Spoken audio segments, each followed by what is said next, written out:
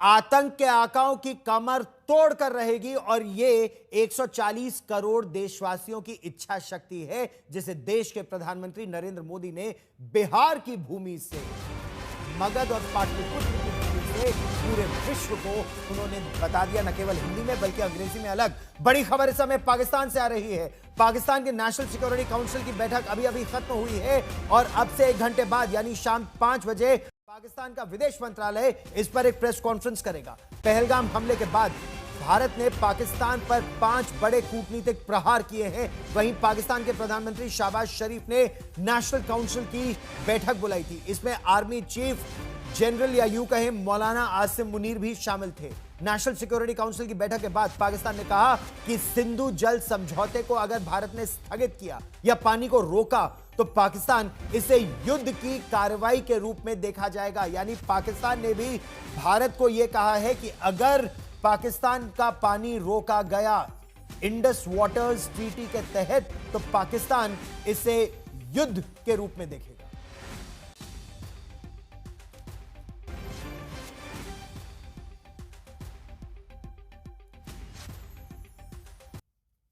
और इस Indus waters treaty का मायने क्या है, इसके मायने क्यों इतने महत्वपूर्ण हैं और पाकिस्तान इस समय क्यों इतना ज्यादा सकपका रहा है, इस विशेष चर्चा में मेरे साथ एम्बेसडर यश कुमार सिन्हा, पूर्व राजदूत जुड़ रहे हैं। आप एडिशनल सेक्रेटरी थे पाकिस्तान अफगानिस्तान ईरान डेस्क पर। इंडस वाटर्स ट्रीटी को लेकर पाकिस्तान जब इंटरनेशनल ट्राइब्यूनल में गया था उस समय एम्बेसडर सिन्हा ने इस केस को बहुत करीब से डील किया था। पाकिस्तान से आरजू काजमी वरिष्ठ पत्रकार हमारे साथ जुड़ रही हैं। पहले आरजू में जल्दी से आपसे ये जानना चाहूंगा, जो नेशनल सिक्योरिटी काउंसिल की अभी बैठक हुई है उसमें क्या क्या बातें निकलकर वहां बाहर आई है, क्या कहा गया इस बैठक में, क्या जानकारी आप हमें दे सकती हैं?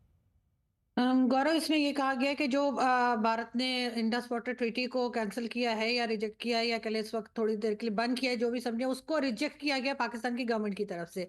कहा यह गया है कि आप ऐसा नहीं कर सकते और अगर आप ऐसा करेंगे तो उसको जंग तस्वुर किया जाएगा कि आप जंग की तरफ स्टेप बढ़ा रहे हैं। ये बात की गई है अभी तक और बाकी तो जाहिर है जैसे जैसे डिटेल्स आएंगी हम आपको बताते रहेंगे। ठीक। एम्बेसडर सिन्हा, आप किस रूप में से देखते हैं, क्योंकि जिस तरह से जैसे ही कल विदेश सचिव ने इसका ऐलान किया कि इंडस वाटर्स ट्रीटी को अबेंस में रखा जा रहा है या उस पर विराम लगाया जा रहा है, अल्प विरामी से समझे, इसके मायने क्या हैं और पाकिस्तान आपकी दृष्टि में इतना घबरा क्यों रहा है?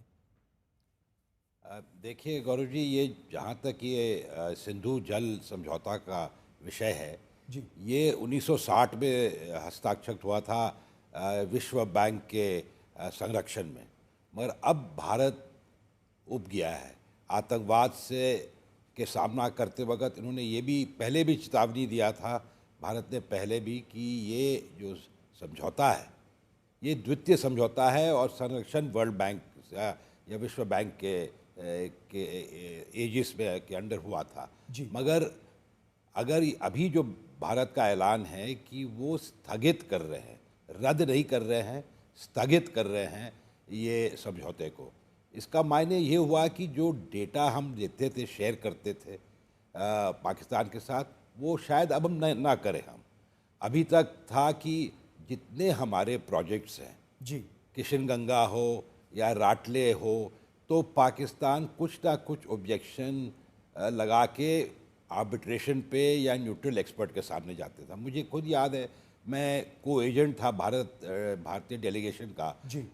2012 में जब किशन गंगा की सुनवाई हुई थी permanent court of arbitration Hague में, और वहाँ पर हम जीत के आए थे क्योंकि हमें हमारा जो पॉइंट ऑफ व्यू था वो माननीय फाली नारिमन हमारे मेन लीड काउंसिल थे, जी। और उन्होंने कन्विंस किया कोर्ट ऑफ आर्बिट्रेशन को कि जो हमारे पक्ष ले जो हम कर रहे हैं वो समझौता के मुताबिक है।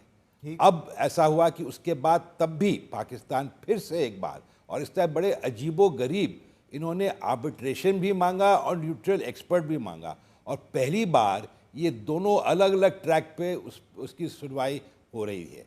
तो अच्छा। ये तो इसीलिए मैं समझता हूँ कि ये जो हमने उसको जो स्थगित किया है बहुत अच्छा किया है।